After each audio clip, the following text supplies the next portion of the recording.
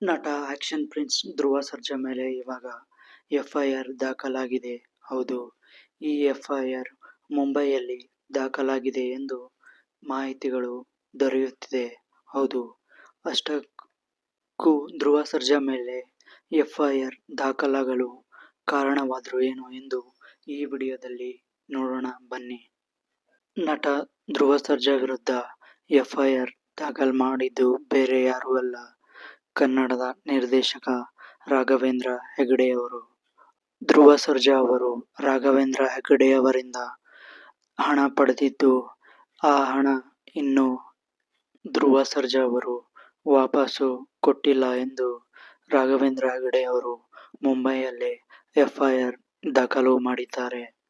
ಅಷ್ಟಕ್ಕೂ ಧ್ರುವ ಸರ್ಜಾ ಅವರು ರಾಘವೇಂದ್ರ ಹೆಗಡೆಯವರಿಂದ ಹಣ ಏನಕ್ಕೆ ಪಡೆದರು ಎಂದು ನೋಡೋದಾದ್ರೆ, 2018ರಲ್ಲಿ ಧ್ರುವ ಸರ್ಜಾ ಹಾಗೂ ರಾಘವೇಂದ್ರ ಹೆಗಡೆಯವರು ಒಂದು ಸಿನಿಮಾ ಮಾಡುವುದಾಗಿ ಇಬ್ಬರ ನಡುವೆ ಮಾತುಕತೆ ನಡೆದಿತ್ತು.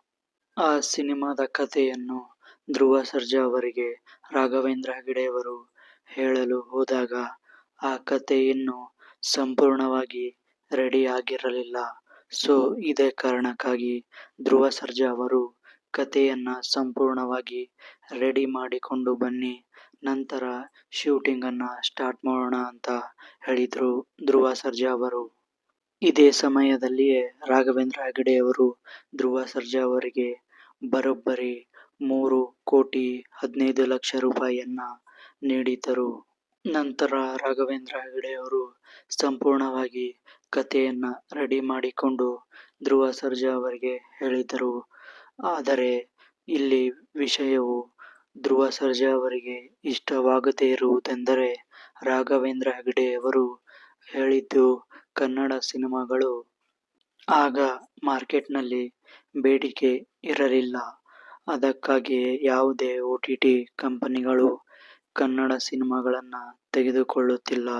ಸೊ ಹಾಗಾಗಿ ಈ ಸಿನಿಮಾವನ್ನ ಮೂಲ ತೆಲುಗು ಭಾಷೆಯಲ್ಲಿ ಮಾಡೋಣ, ನಂತರ ಕನ್ನಡದಲ್ಲಿ ಡಬ್ ಮಾಡೋಣ ಎಂದು ಧ್ರುವ ಸರ್ಜಾ ಅವರಿಗೆ ರಾಘವೇಂದ್ರ ಹೆಗಡೆಯವರು ಹೇಳಿದ್ದಾರೆ ಎಂದು ಮಾಹಿತಿ ದೊರೆಯುತ್ತಿದೆ.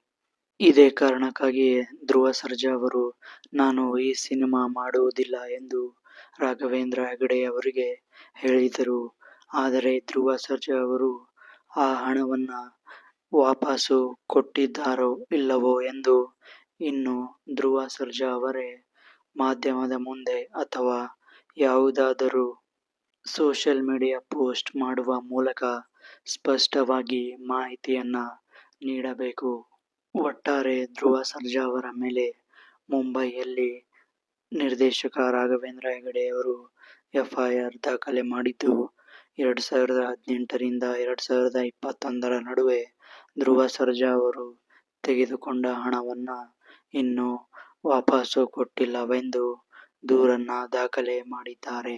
ಇದರ ಬಗ್ಗೆ ಆದಷ್ಟು ಬೇಗ ನಿರ್ದೇಶಕರು ಅಥವಾ ನಟ ಧ್ರುವ ಸರ್ಜಾ ಅವರು ಸ್ಪಷ್ಟವಾಗಿ ಮಾಹಿತಿಯನ್ನ ನೀಡಬೇಕಿದೆ. ಸೊ ಈ ವಿಷಯವನ್ನು ಕೇಳಿ ನೀವು ಧ್ರುವ ಸರ್ಜಾ ಅವರ ಅಭಿಮಾನಿಗಳಾಗಿದ್ದರೆ ನಿಮಗೆ ಎಷ್ಟು ಆಶ್ಚರ್ಯಕರ ಸಂಗತಿ ಎಂದು ತಿಳಿಸಿ. ಇದು ಇತ್ತೀಚೆಗಷ್ಟೇ ಸಿಕ್ಕಂತ ಮಾಹಿತಿ. ಮತ್ತಷ್ಟು ಇದರ ಬಗ್ಗೆ ಮುಂದಿನ ವಿಡಿಯೋದಲ್ಲಿ ಚರ್ಚಿಸೋಣ. ಅಲ್ಲಿವರೆಗೂ ನಮಸ್ಕಾರಗಳು. ಇದಾಗಿತ್ತು ಇಂದಿನ ಪ್ರಮುಖ ಸುದ್ದಿ. ಮತ್ತೊಂದು ಸುದ್ದಿಯೊಂದಿಗೆ ಸಿಗೋಣ. ನಮಸ್ಕಾರಗಳು.